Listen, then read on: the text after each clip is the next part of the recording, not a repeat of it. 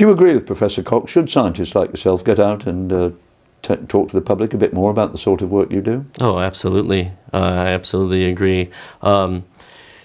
He has got a very good ability to do this, but I think all scientists should get out there and talk about our research, because we do very interesting things and we use very interesting methods, and methods that could be applicable to all sorts of things. Well, could you tell me a little bit about the sort of work you do and the interesting methods you use to achieve it? Sure. So I'm a particle physicist. This means that I study the smallest constituents of matter, and matter is basically what makes up everything you see in this room. And we just want to understand more and more about the details of the smallest particles that you can have in this matter.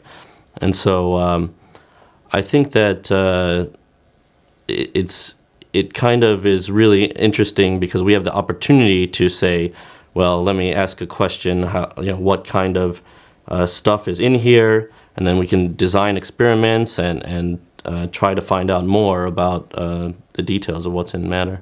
A lot of people might say, this is not taking the world forward anywhere. You presumably would disagree and say it's an absolutely essential part of knowledge of how we started and everything. Absolutely. Taking the world forward, it's clear that we have technology all around us, that even the television cameras that film this interview are things that didn't exist maybe 100 years ago.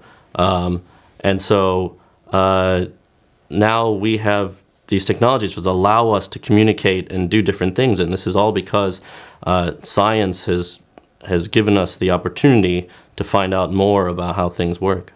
You're involved in this big, enormous CERN experiment, aren't you, based in Switzerland? You're American, obviously.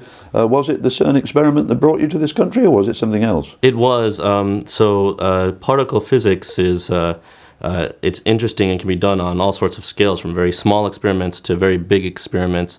The type of physics I'm interested in, unfortunately, it is rather expensive to build some of these interesting colliders, and so the United States made a decision that we would invest in this collider here in Europe.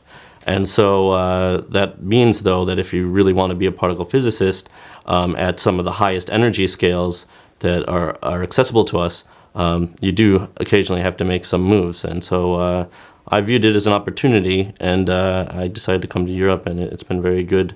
Working for the University of Bristol has been very good for me also. I'm glad to hear it, and thank you very much indeed. Thank you.